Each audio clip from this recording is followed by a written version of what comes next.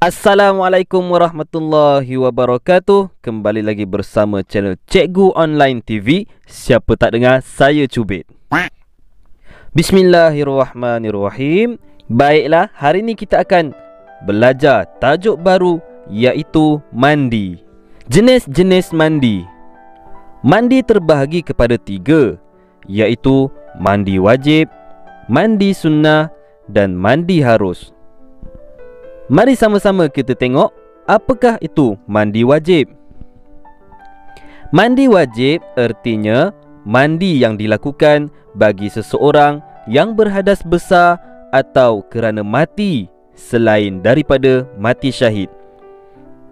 Mandi wajib maksudnya mandi yang disebabkan seseorang tu berhadas besar ataupun sebab meninggal, mati selain daripada mati syahid. Info untuk awak semua. Mandi bermaksud mengalirkan air ke seluruh badan. Mati syahid adalah seseorang yang mati kerana berjuang pada jalan Allah Subhanahu Wa Taala. Contohnya, orang yang mati dalam peperangan mempertahankan agama. Sebab-sebab yang mewajibkan mandi. Pertama, keluar mani. Boleh berlaku sama ada dengan mimpi atau terangsang sampai keluar mani. Apakah itu air mani? Air mani adalah sejenis lendir yang berwarna putih, pekat dan melekit seperti putih telur yang keluar ketika kemuncak syahwat. Kedua, wiladah, iaitu melahirkan anak. Perempuan yang lepas lahirkan anak wajib dia mandi. Yang ketiga, sebab seseorang itu diwajibkan mandi adalah kerana keluar darah haid bagi perempuan. Perempuan yang dah balik akan keluar darah haid ikut tempoh masa yang tertentu. Bila dah kering darahnya, wajib untuk seseorang itu mandi. Yang keempat, keluar darah nifas bagi perempuan. Perempuan yang lepas melahirkan anak akan keluar darah nifas dalam tempoh tertentu. Bila kering darahnya, maka wajib ia mandi. Kelima, jima', iaitu bersetubuh. Bagi pasangan yang dah melakukan jima', mereka diwajibkan mandi. Keenam, mati yang bukan mati syahid. Seorang Islam yang dah meninggal dunia, baik lelaki ataupun perempuan yang bukan mati syahid, wajib dimandikan oleh orang Islam yang hidup. Seterusnya, mandi sunnah. Mandi sunnah ialah mandi yang mendapat pahala kalau dilakukan dan tak berdosa bila kita tinggalkan. Antara mandi sunnah ialah yang pertama, mandi pada hari Jumaat kerana hendak tunaikan solat Jumaat. Kedua, mandi pada 2 hari raya, iaitu Aidul Fitri dan Aidul Adha. Ketiga, mandi kerana gerhana matahari dan bulan. Keempat, mandi kerana solat minta hujan. Kelima, mandi setelah memandikan mayat, iaitu jenazah. Keenam, mandi setelah masuk agama Islam bagi saudara baru. Ketujuh, mandi setelah sembuh dari pitam, pengsan dan gila. Kelapan, mandi kerana ihram, haji atau umrah. Dan yang terakhir, 9, mandi sebelum masuk ke kota Mekah. Info, sesungguhnya Nabi Muhammad SAW mandi pada hari Jumaat, hari Arafah, hari raya fitrah dan hari raya haji. Seterusnya, mandi harus.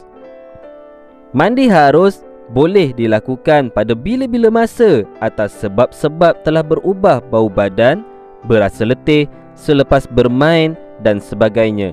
Senang cerita, mandi harus adalah mandi yang kita mandi pada setiap hari tu. Bangun tidur pagi, mandi. Lepas main petang-petang tu, dah berpeluh, mandi. Bila bau ketiak dah kuat, dah masam, mandi. Bila dah rasa badan tu lesu, penat, mandi. Itulah dia mandi harus. Mandi yang boleh kita lakukan pada bila-bila masa. Rukun-rukun mandi wajib. Ada 3 rukun mandi wajib, iaitu niat, menghilangkan najis pada badan sebelum mandi, menyampaikan serta meratakan air ke seluruh badan.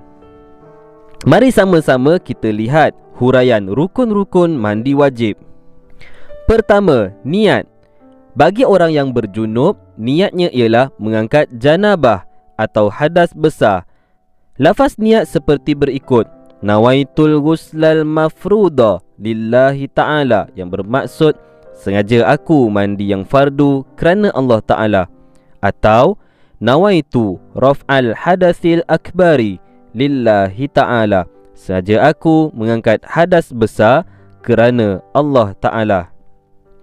Hendaklah diniatkan mandi wajib ketika air mula sampai pada badan.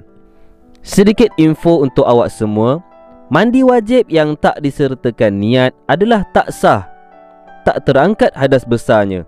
Niat adalah lintasan dalam hati. Lafaz niat dibaca di mulut dengan lafaz tertentu. Huraian rukun mandi wajib yang kedua adalah menghilangkan najis pada badan sebelum mandi. Kalau ada najis, iaitu najis aini pada badan, contohnya macam darah, nanah, tahi dan lain-lain lagi, ia hendaklah dibuang dan dibersihkan terlebih dahulu sebelum memulakan mandi wajib. Ketiga, menyampaikan serta meratakan air ke seluruh badan. Semua bahagian anggota badan hendaklah disampaikan air, termasuk telinga, pangkal rambut, kulit kepala, bulu-bulu, pelipatan badan, celah-celah jari dan celah-celah kemaluan. Info: hikmah-hikmah mandi. Kenapa kita disuruh mandi? Yang pertama, membolehkan seseorang itu melakukan amal ibadah. Kedua, menyegarkan tubuh badan. Bila dah mandi, badan akan rasa segar, fresh badannya. Ketiga, membersihkan badan dari kotoran. Seterusnya, membuang bau yang kurang selesa untuk berhubung dengan orang lain. Bau-bau ketiak, bau-bau peluh, hilangkan dengan mandi. Yang terakhir, mencerdaskan fikiran dan penglihatan. Baiklah, untuk pembelajaran kita pada hari ini cukup sampai sini. Semoga bermanfaat. InsyaAllah kita akan bertemu pada video dan pembelajaran akan datang. Assalamualaikum warahmatullahi wabarakatuh.